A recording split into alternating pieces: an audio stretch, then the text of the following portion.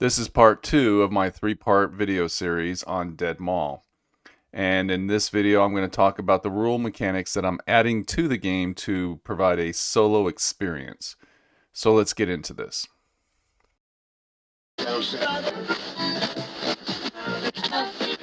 Welcome to Solitary RPG.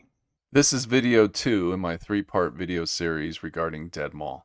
And in this video, I'm going to talk about some of the tools that I'll be incorporating into Dead Mall to provide a better solo experience. This is a document I started typing up and have all this information captured, so when I'm playing the game I can kind of continue to modify and adjust things as I go. But it's going to open up with some background about Metro Center, about the history of Metro Center and things like that. But then the first thing we're going to jump into is, why did Metro Center die? So I've created a chart of 6 different possibilities on why Metro Center died. Obviously, you can create your own, but the 6 that I came up with are pretty straightforward. Bankruptcy, zombies, so if you want to do the Dawn of the Dead scenario. Tragedy, which tragedy works out really good for Metro Center because, like I mentioned earlier, in the 90s, Metro Center went under a major renovation, and you can use that major renovation to create whatever tragedy you feel is appropriate for yourself to play. Maybe the building collapsed, maybe there was a fire, something. But at the end of the day, whatever the tragedy was, the mall closed. It had to be investigated. Turns out it was the mall owner's fault for trying to cut corners, save costs, and they got sued and went out of business. So that's how that works. Apocalyptic, this is the whole Mad Max concept. You're just a road warrior out and about, and you stumble across the mall, and you do it as a dungeon dive. Climate, pick whatever climate disaster you want to play with. But whatever the disaster is for the climate, that is what affects the mall. So if you're doing any kind of a flood scenario or something like that, that would cause, maybe the bottom floor is flooded out and you're maybe just playing on the second floor of the mall, you can do that. Cold, heat, whatever.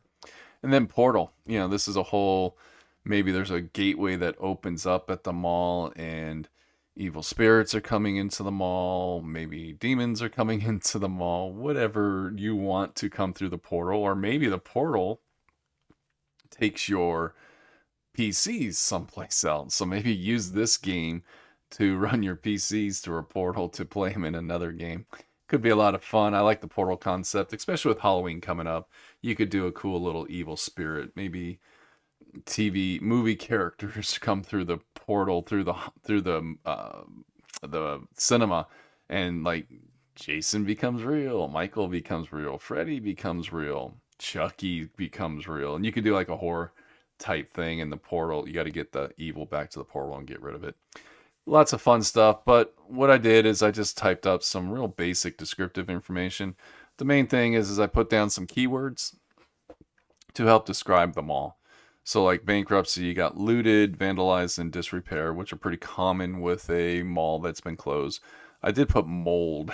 Mold, if you watch a lot of the videos for abandoned malls or abandoned places, mold seemed to be a common thing in a lot of these locations, mainly because roofs would start to leak and the water would get in and cause mold and all kinds of problems. So that was a common thing, and it could be useful in gameplay because the mold, the smell of mold could help kind of create the environment of describing the location you're in.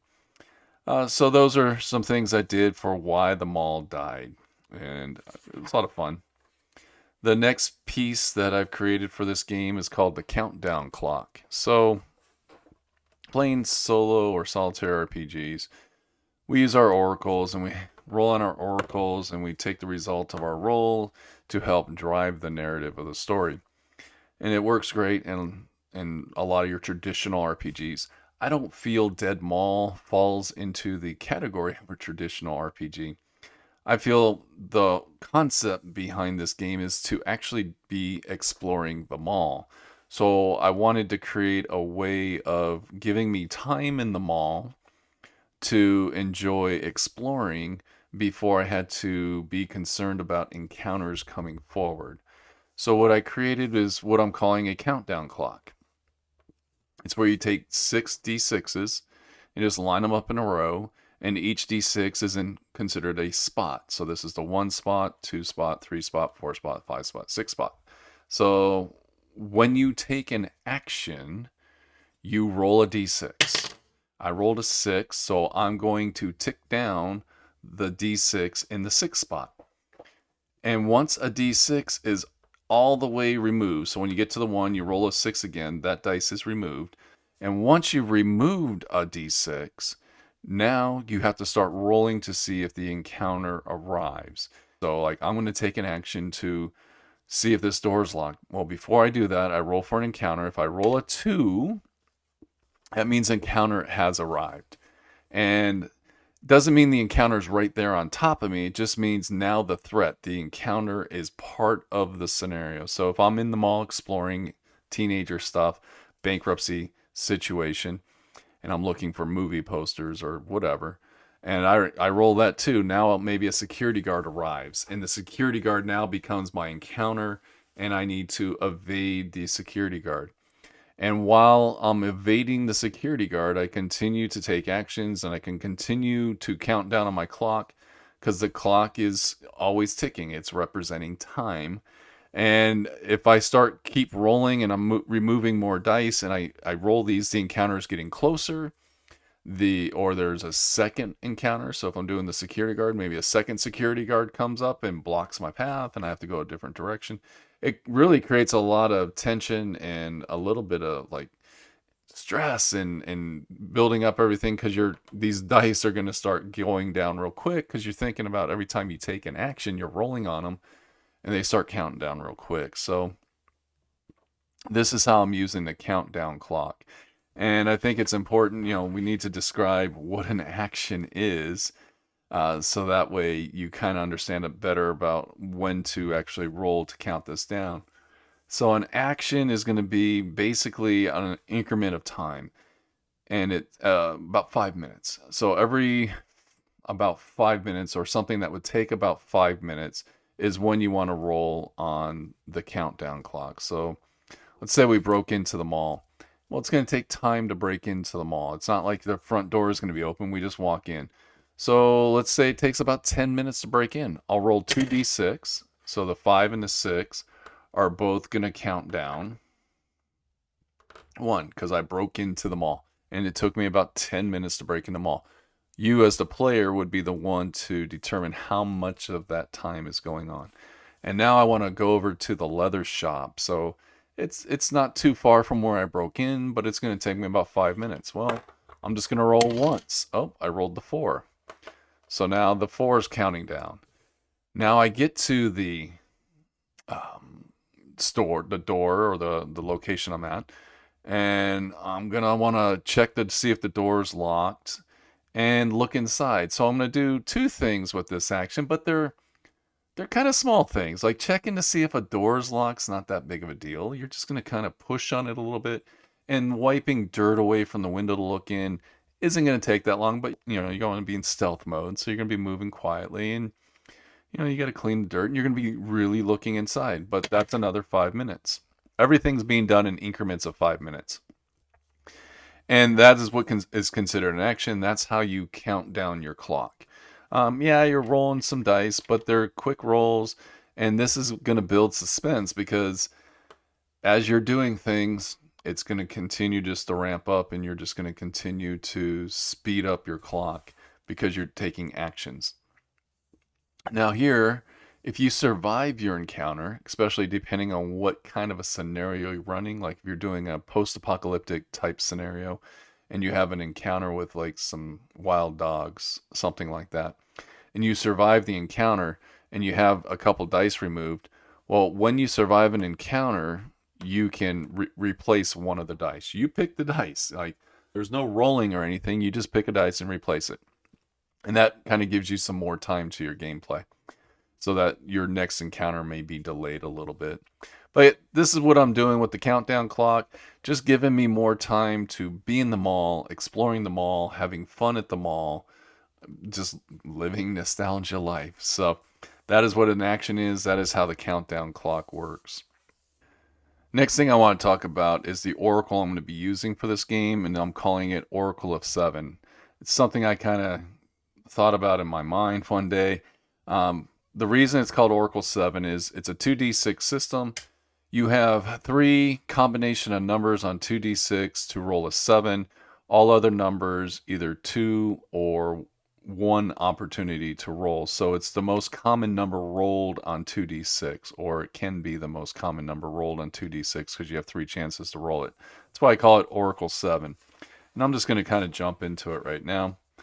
This is the oracle I created. It has two different things on it. First, it answers your question, and this is kind of degrees of results. It's not, you got 7, which is going to be the result that best benefits your PCs at the time. So if you ask the oracle, is the door locked? Well, what's going to be best to benefit your PCs? Well, no, the door's not locked. Okay, that's your result. It's not a yes or a no. It's whatever benefits your PCs. But as you move further out, these are degrees of yes or no. So if you're just a little bit away from 7, like if you're in the 5, 6, or 8, 9, yes, it's locked, but maybe it's not locked that bad, and you have a difficulty score related to those categories, giving you a difficulty of 8. So 7 is the number you're trying to roll. If you roll an 8 or a 9, it's like, yeah, the door's locked, but it's kind of broken. It looks like you could probably just push it open. So to get into the store, you would have just roll a difficulty score of 8 to get inside. So it's setting your difficulty score and also your results and giving you kind of degrees of yes or no. It's something I've been messing around with lately, and I've seemed to like it because a lot of your oracles, you get a yes or a no, and you got these varying results depending on what kind of a dice you're rolling of just yes and no. And I'm just now taking that concept and just saying it's a kind of a degree. It's kind of moving the bar a little bit closer to the more extreme results. Like if I rolled snake eyes, the answer is going to be no and or no but kind of a result. And if I roll boxcars, it's going to be yes and or yes but type situations. And it's also going to give me difficulty scores of 12 because these are better results at the very extreme.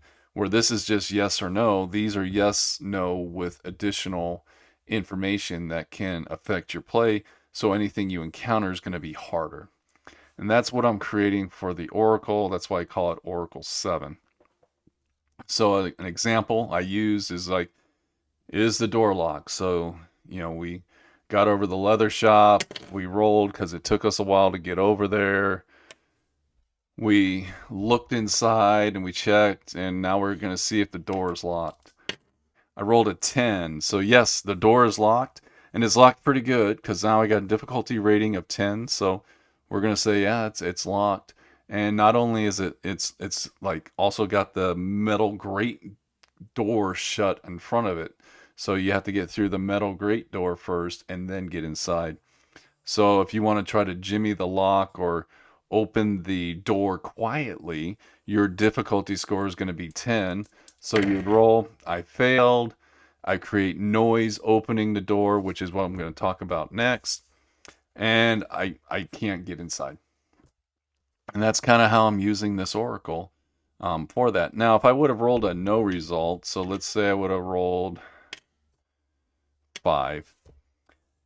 No, the door's not locked. Okay, cool. I can go right inside.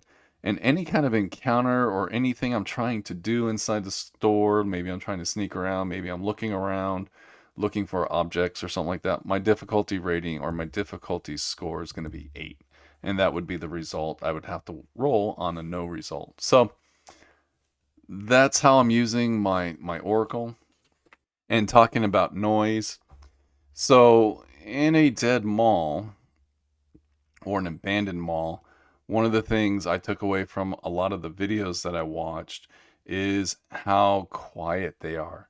Like you can hear the buzz of any of the neon lights, if any of them are on, or the fluorescent lights, but it's super quiet. It's almost eerie. as they walk through these malls that we're so used to them being bustling with people and noise and all kinds of activity going on. Nothing. And it can be eerie. So noise is actually the enemy in this game, regardless of what genre you're playing or what scenario you're playing. When you're making noise, you're drawing attention to yourself. And that's why I'm taking noise to help. It's going to speed up your countdown clock. So we go to a door, we try to break in, we fail. So what's going to happen with the failure is it's going to generate noise, which is going to draw attention. So we would roll on the countdown clock to speed up the countdown clock. Because once we tick all these numbers away, that's when encounters start coming up. And that's noise will basically draw attention to yourself. So if I'm in the mall and I'm vandalizing the place, like I'm smashing windows and kicking over trash cans, I'm going to be generating a lot of noise, and then whatever my encounter is going to find me quicker, and then I'm going to have to deal with the encounter. But if I'm being stealthy, sure, it's going to take a little bit longer, but eventually, just the number of actions I'm taking, you're going to fail. You're probably going to create noise. It's just part of gaming, and that's going to speed up your clock. You have to decide based on your roles how much noise you're creating. So if you're trying to break into a store, or you decide, hey, I'm going to smash this window to get inside here because I see something I really want, you take that chance and you just roll a noise roll and just take away more on the countdown clock. And then that's going to have your encounter show up. So those are the rules that I created to add to Dead Mall to help facilitate more of a solitary game, so that you can play by yourself. The countdown clock is going to track when your encounter arrives. And trust me, when I was playtesting this, I was getting a lot of dice on the ones, and it was like, oh no, I'm going to roll. And I roll, and one's gone, and next thing you know, my encounters were showing up, and it changed the dynamics of the game. Now I was trying to escape. So I went from exploring to escaping. So those are some of the things I added. One of the things about Dead Mall is it doesn't have a character sheet. There's not much of a character to create. You know, you have some very basic statistics. You have 3 attributes, 10 health, some inventory. You could write all this on a scrap piece of paper and you would be just fine. However, one of the games that I've always liked and I've always been interested in is Tales from the Loop. It's not necessarily a game I want to play, but I do like the character generation for this game. Tales from the Loop is set in the 80s, and you create your character using a lot of 80s themed stuff. One of the things, first and foremost, is your types. What kind of a kid are you in the 80s? I chose rocker for my guy because, you know, metal rules. But they have like nerds and jocks and goths and just different academia type people. I would have to say they're the labels that we were called back in high school, when it was okay to label people. That's one part that I really like about it, because those labels actually help generate your character, and you ask questions and answer questions, and you really kind of create a cool little 80s vibe character sheet. But it also works really good for Dead Mall because, first of all, your attributes. Tales from the Loop only has 4 attributes. First one is body. I just changed that to dexterity. Tech doesn't exist in Dead Mall, so I just zeroed it out. Heart, I just made strength. Mind, I made intelligence. Got my stats. The conditions section of Tales from the Loop character sheet I'm not using, but I did take the skills section, gave myself 4 points to add to some of these skills, just to give me that extra bump if I was performing any of those tasks. But I'm making sure they're very specific to the skills. So like if I'm sneaking, I'm trying to sneak away from my encounter, or I'm trying to use stealth to get someplace. It just gives me like a +1, which isn't that big of a deal. Health points, I don't remember what was down here from the character sheet. I just scratched it out and put health points. In Dead Mall, you have 10 health points. There's 10 boxes. It was a perfect fit. And then you get some really cool kind of characteristics that you can add into about your character. I thought the pride part was really cool. What do you stand for? What do you stand up for? What's important to you? What's your sense of pride? For me, it's I play bass guitar. I'm in a band. I play bass. Bass players don't get a lot of love in the world. A lot of people kind of criticize, well, it's only got 4 strings. Anybody can play bass. And they never played Rush. But anyways, that's my sense of pride is I'm a bass guitarist. I take a lot of pride in that. You get some descriptive information. Your favorite song, I just thought that was cool. I put Anesthesia, Whiplash from Metallica. Just cool stuff. Then you get in here some items like I got a denim jacket, I got a leather spiked forearm, and I got a 6-inch blade. And when I put 6-inch blade, I'm not talking about a knife blade. I'm talking about just like a blade of metal that I can use to like Jimmy locks and things like that. I thought the hideout section of Tales from the Loop was kind of neat. It's like where do you meet, where do you go, what's like your clubhouse, where you at. For me, for this game, this is like it's the garage. It's covered in posters. Maybe that's why I'm breaking into Metro Center to find maybe some posters that were left behind or concert posters over at Dillard's box office or something like that that I can like plaster on the walls in my garage. And then you get into some just notes about who you are as a person. But the one thing also on here is luck points. So playing solo, I like to use luck points, and this had a little box. There's 5 boxes here for luck points. And what I use luck points for is for a variety of different things. Use them to re-roll dice. You can just, okay, using a luck point, gonna re-roll my dice. Use them to give a modifier. Maybe every point of luck gives you a +1 to your dice roll. Or you can use it as a reset button. So what a reset button is you start rolling on oracles and things start going terribly wrong. It gives you an opportunity to reset back to a point to take a different path, to move in a different direction. And you can use your luck points for that. So you can use them for a variety of different things. I think 5's too much. I'll probably just give myself 2 luck points because I won't use them for bonuses to my rolls because I already have some bonuses to my rolls with the skill sets. I'll use them for re-rolls or to reset to a point in the game to start over again. And I think it's something that a lot of people should incorporate in their solo games is to give yourself some luck points just to help out. Because when you're playing one character in a solo game, you don't have anyone to lean on, you have no one to help you, you have no assistance unless you're using maybe an NPC to go with you or some other, or you're running multiple characters. But when you're just running one character, luck points are very useful because especially with that reset concept, because oracles will go bad, dice will fail you on a regular basis, and it gives you that opportunity to go, okay, I'm going to reset back to this point and go in a different direction and try something different. And that's what I use the luck points for. Once my luck points run out, okay, then we're done. That's why I think 2 is a good number. So anyways, that's everything I've created so far for Dead Mall Metro Center. And I'm having a lot of fun with this. The next video, I'm actually going to do gameplay. We're actually going to sit down. I'll show you the countdown clock in person, show you the oracle in person, how everything works, and hopefully some of this might be something that you can incorporate into some of your games. Thank you for watching. Have a good day.